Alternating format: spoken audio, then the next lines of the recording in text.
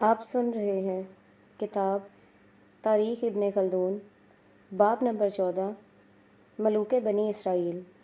Sub heading: بنی اسرائیل کی مراجت بیت المقدس۔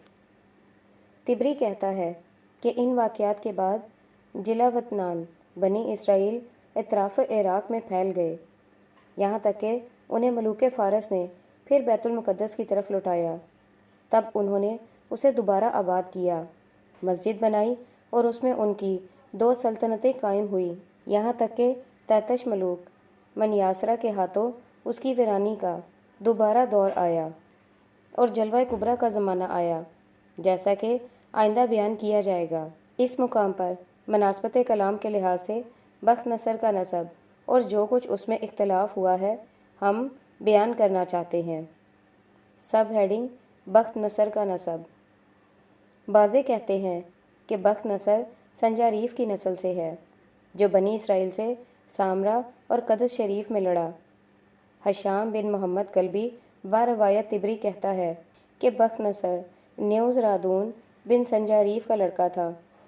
پھر سنجاریف کو نمرود بن کوش بن حام کی طرف نسبتاً موصوف کرتا ہے، جس کا تذکرہ توریت میں اولاد کوش کے ذیل میں آ چکا ہے، اور سنجاریف اور نمرود کے درمیان 16 پشتوں کو شمار کرتا ہے۔ ان میں سے پہلا وار پوش بن فالغ اور اسا ابن نمرود سے زن غالب ہے کہ یہ نام صحیح نہیں، اور عقلاً و رایتاً ان میں تبدیلی کا قوی شبہ ہے، اور ان کے صحیح ہونے کا نہایت کم یقین ہو سکتا ہے۔ کہا جاتا ہے کہ بخت نصر آشوز بن سام کی نسل سے ہے، اگرچہ اس نسب کا ثبوت ہمیں نہیں ملا، اور شاید یہ اول سے صحیح تر ہو، کیونکہ سنجاریف کا نسب جرامکا میں اس کے بعد موصل میں بیان کر دیا گیا ہے، اور وہ با اتفاق اہل فارس آشوز کی اولاد سے ہے۔ طبری نے ابن کلبی سے روایت کیا ہے کہ اس کا اصلی نام یکتہمرسا تھا، جسے بخت نصر کے نام سے موسوم کرتے ہیں۔ ہر عصب اور یشاسب اور بہمن شاہان فارس کے زمانہ میں اہواز اور روم کے درمیان دجلہ کی غربی جانب کا حاکم تھا۔ اس نے ان شہروں کو جو بلاد بابل اور شام سے متصل تھے فتح کیا، اس کے بعد قدس شریف کی طرف گیا اور اسے بھی فتح کیا، اور بعضے یہ کہتے ہیں کہ بہمن شاہ فارس نے قدس شریف کی طرف اپنا سفیر بطلب اعانت روانہ کیا۔ اہل قدس نے جب اسے مار ڈالا تو بہمن نے ایک لشکر ان کی سرکوبی کے لیے روانہ کیا، جس میں ملوک یاری بن ثابت سے واردش اور ملوک بن غلیم بن سام سے کیرش بن کیکوس موجود تھے، اور احوارش بن کیرش بن جامع ماہن اپنے عزیزوں میں سے روانہ کیا، اور انہی کے ہمراہ بخت نصر بن بنو رازون بن سنجاریف والی موصل بھی تھا۔ ان لوگوں نے بیت المقدس پہنچ کر اسے فتح کر لیا، اور یہ بھی بیان کیا گیا ہے بخت نصر والی موصل اس لشکر کے مقدمہ الجبیش کا افسر تھا، اور اسی کے ہاتھوں قدس شریف فتح ہوا۔ سب ہیڈنگ: بخت نصر کے متعلق بنی اسرائیل کی روایت۔ بنی اسرائیل کا یہ خیال ہے کہ بخت نصر کسدانیوں میں سے ہے، اور وہ ناہور بن آزر تارا پدر ابراہیم علیہ السلام کی نسل سے ہے۔ ان کی حکومت بابل میں تھی، اور یہ بخت نصر انہی کی نسل سے ہے۔ اس نے 45 برس حکومت کی اور بیت المقدس کو اپنی حکومت کے 18ویں سال فتح کیا۔ اس کے بعد اویل مروماخ نے 23 برس حکومت کی۔ اس کے بعد اس کا لڑکا کیلسنر بن اویل 3 برس حکومت کرتا رہا، پھر اس پر کورش غالب آیا اور اس کی حکومت چھین لی۔ یہ وہی کورش ہے جس نے بنی اسرائیل کو بیت المقدس کی طرف لوٹایا، اور بنی اسرائیل نے اس کی حمایت سے بیت المقدس کو آباد کیا، اور از سرنو وہاں اپنی حکومت کی بنیاد ڈالی۔ سب ہیڈنگ: کورش کے متعلق مختلف روایات۔ کورش کی بابت جس نے بنی اسرائیل کو بیت المقدس کی طرف بھیجا تھا، علماء تاریخ نے اختلاف کیا ہے، اور اس امر پر ان کا اتفاق ہے کہ کورش فارس سے ہے۔ بس بعضوں نے کہا ہے کہ یہ بس تاسب ہے، اور خوزستان وغیرہ کا کہ کوس کہ قاؤس اور بخیون بن سعدوس اور لہر اسیب وغیرہ شاہان فارس کی طرف سے ایک عظیم الشان عالی حوصلہ گورنر تھا، لیکن بادشاہ نہ تھا، اور بعضے کہتے ہیں کہ کورش اخبارش بن جامع سبک بن لہرہ سبک کا لڑکا ہے، اور اس کا باپ خوارش وہ ہے جسے بہمن نے بیت المقدس کی طرف روانہ کیا تھا، اور جب وہ اس فتح سے واپس ہوا تو اسے اطراف ہند اور سندھ کی طرف بھیجا، اور جب وہ پھر کرہسین ابر کی طرف آیا تو اسے بابل کی حکومت دے دی۔ اس نے بنی اسرائیل کے قیدیوں میں سے ابو حاویل الرہا کی لڑکی مردگائی کی رضائی بہن سے اپنا عقد کر لیا۔ نصارہ کا یہ خیال ہے کہ اس کے بطن سے بابل یا کسی اور مقام میں اس کا لڑکا کیرش پیدا ہوا۔ مردگائی نے اسے دین یہودیت کی تعلیم دی، اور انبیاء وقت مثل مسینہ اور آرزیہ اور میسا نیل اور عظیم علیہ السلام کی اس نے صحبت پائی۔ سب ہیڈنگ بیت المقدس کی دوبارہ تعمیر۔ دانیال علیہ السلام اس کی حکومت کے کار پر تاز و منتظم ہوئے۔ اس کے تمام امور یہی سر انجام دیتے تھے، اور اس کو اس امر کی ہدایت تھی کہ جو کچھ شاہی خزائن میں برتن اور اسباب ہوں انہیں ان کے مقامات پر واپس لے جائے اور قدس شریف کی تعمیر میں مستعدی ظاہر کرے۔ چنانچہ اس نے بیت المقدس کی از سر نو تعمیر شروع کی اور بنی اسرائیل کو بیت المقدس کی طرف بھیج دیا۔ اور جب ان انبیاء علیہ السلام نے بیت المقدس کی طرف جانے کی خواہش ظاہر کی تو اس نے کسی مصلحت سے منع کر دیا۔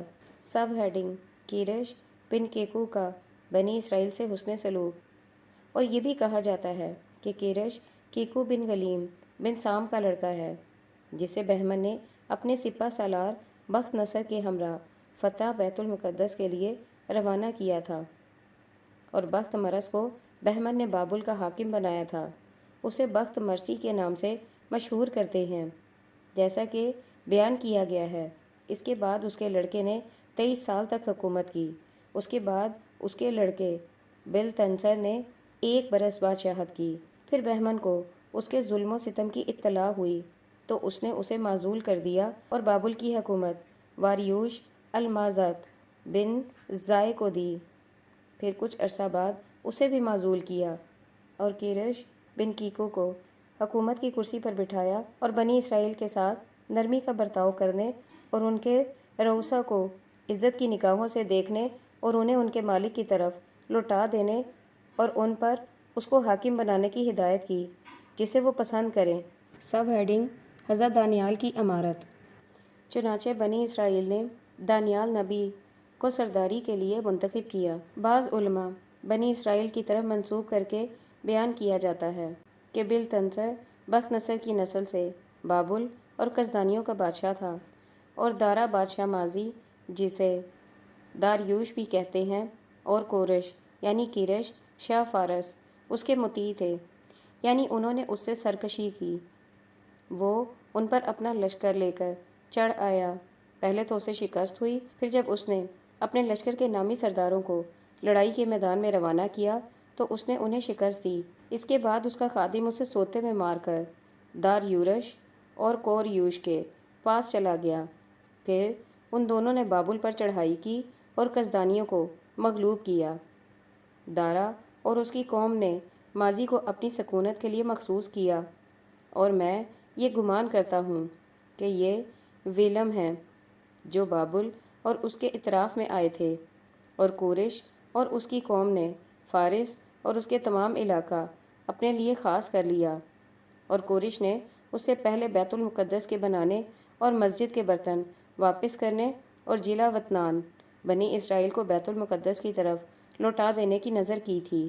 دارا کے مر جانے پر کورش فارس اور ماضی کا بادشاہ ہوا اور نہایت عمدگی سے اپنی نظر پوری کی۔ سب ہیڈنگ یربام کی بیعت۔ ہم اس سے پہلے سلیمان علیہ السلام کی دولت و حکومت کے تذکرہ میں لکھ آئے ہیں کہ اولاد افرائیم سے یربام بن نبات سلیمان علیہ السلام کی جانب سے یروشلم کے تمام افسروں پر حاکم تھا، اور بعضے کہتے ہیں کہ نابلیس میں بنی یوسف کے افسروں کا گورنر تھا، چونکہ یہ ظالم اور سرکش تھا اس کی حکومت و سرداری سے اللہ جل شانہ نے سلیمان علیہ السلام پر ناراضگی ظاہر فرمائی۔ اسی وجہ سے یربام بھاگ کر مصر چلا گیا، اور جب سلیمان علیہ السلام کا انتقال ہو گیا اور آپ کا لڑکا رجم تخت حکومت پر بیٹھا، بنی اسرائیل اس کی ناپسندیدہ عادتوں اور ٹیکسوں کی زیادتی سے برہم ہو کر اس سے علیحدگی اختیار کرنے پر آمادہ ہوئے، اور بنی یہودا اور بنیامین کے علاوہ بقیہ اسباط عشرہ ایک مقام پر جمع ہوئے۔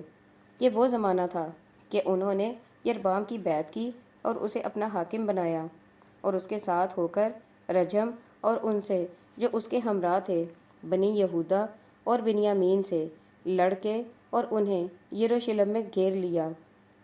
پھر فلسطین بنی یوسف کی حکومت کا رخ کیا اور شہر نابلس میں اسباط عشرہ پر قابض ہو گئے، اور ان کو قدس شریف اور قربان گاہ میں داخل ہونے سے روک دیا۔ سب ہیڈنگ یونازاب بن یربام۔ یربام نہ اہل فاسق کج خلق تھا، اس سے اور رجم بن سلیمان اور اس کے لڑکے ابیا اورا اسا بن ابیا سے برابر لڑائیاں ہوتی رہیں۔ ابیا ان تمام لڑائیوں میں اس پر اکثر غالب ہوتا رہا۔ ابیا کی حکومت کے دوسرے سال اور اپنی حکومت کے 23ویں برس یربام مر گیا۔ اس کے بعد اس کی جگہ اسباط عشرہ نے اس کے لڑکے یونازاب کو تخت حکومت پر بٹھایا۔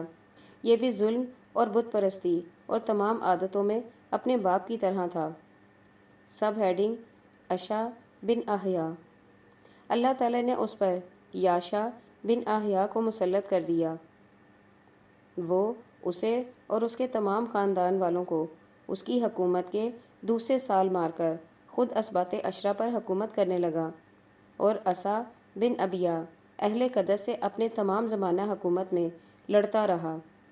اسا اکثر شاہ دمشق یاشا کی امداد سے لڑا اور ایک مرتبہ شاہ دمشق کو لے کر اس پر چڑھ آیا۔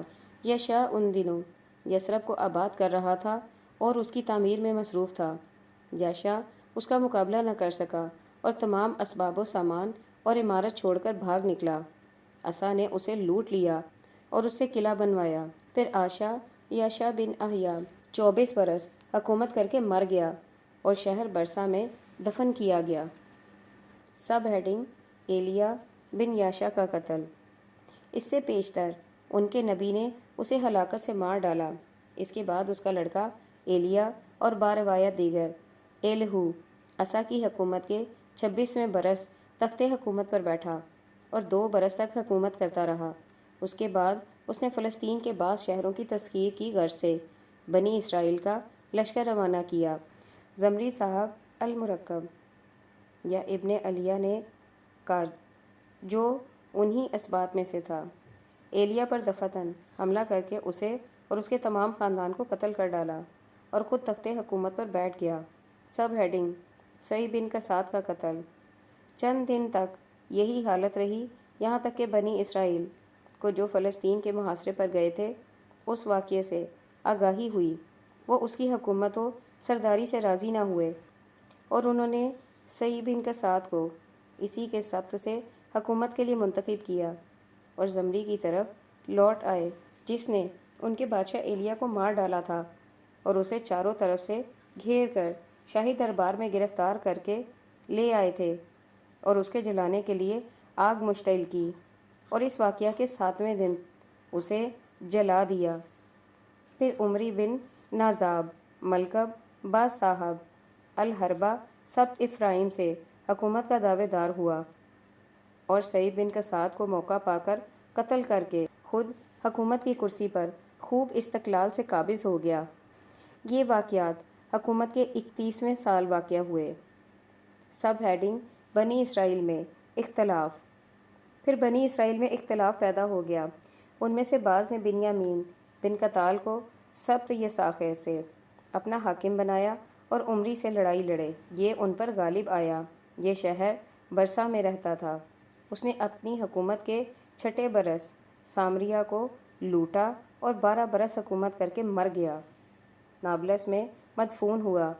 اس کے بعد اسباط عشرہ کا حاکم اس کا لڑکا احاب مقرر کیا گیا۔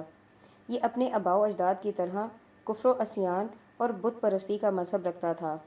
اس نے شاہ سیدہ کی لڑکی سے اپنا عقد کیا اور سامرا میں ایک ہیکل بنوائی اور اس میں ایک بت رکھ کر اسے سجدہ کرتا تھا۔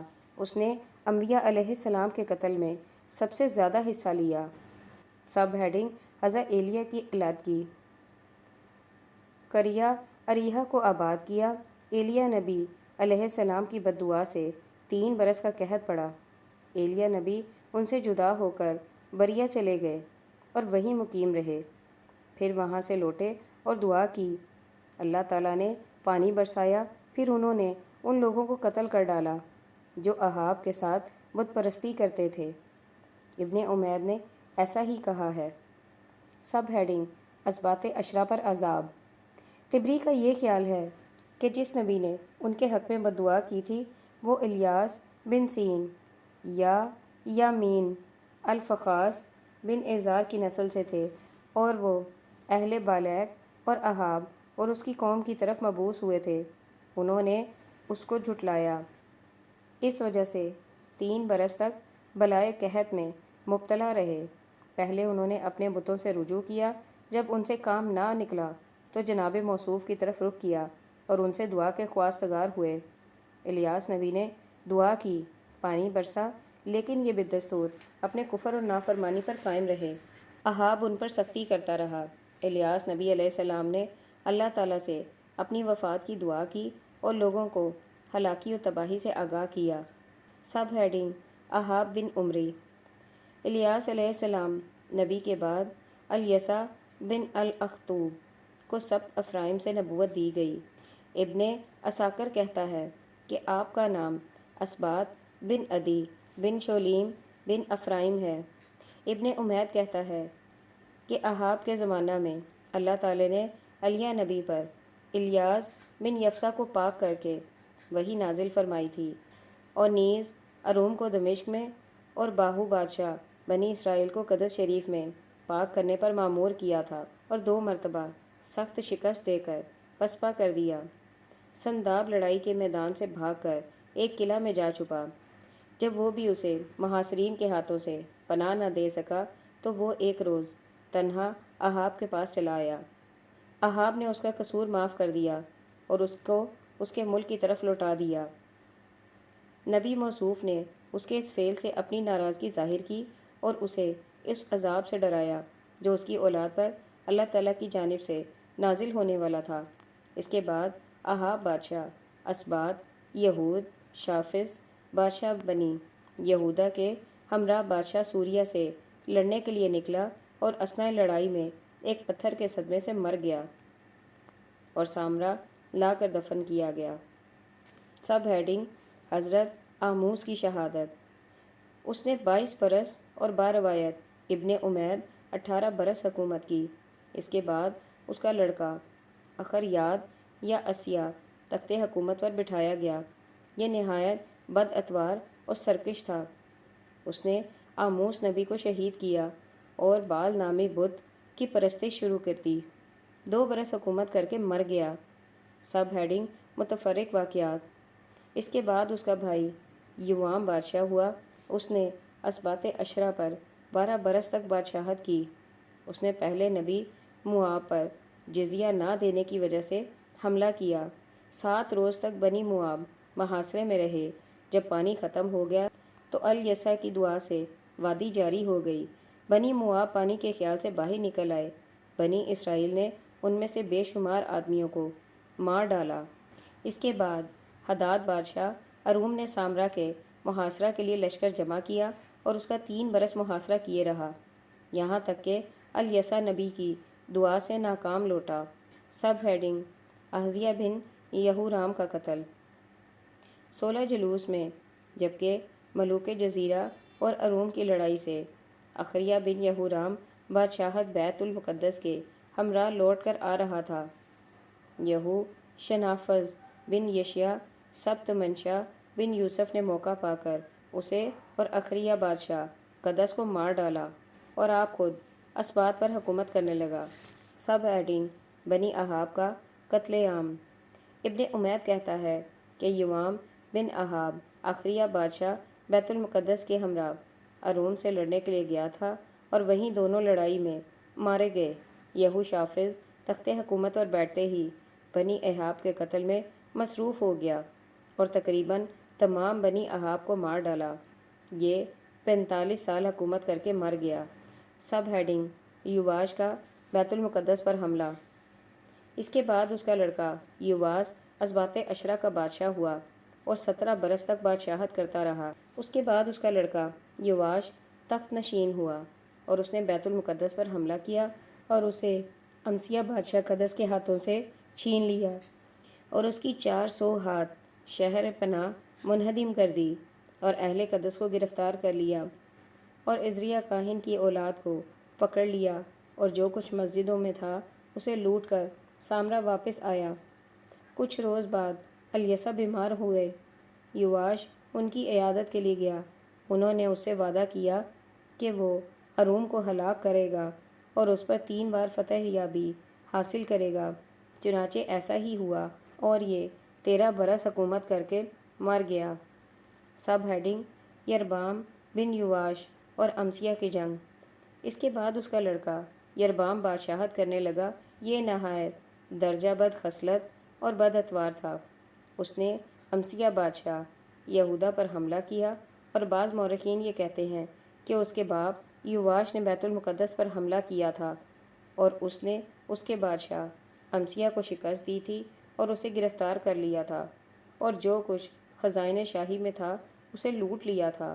عزریہ کاہن کو سامرا میں قید کر دیا تھا۔ اپنی حکومت کے 41ویں برس اور عزیاہو بن امسیہ کے 27ویں سال اس کو آزاد کر دیا گیا۔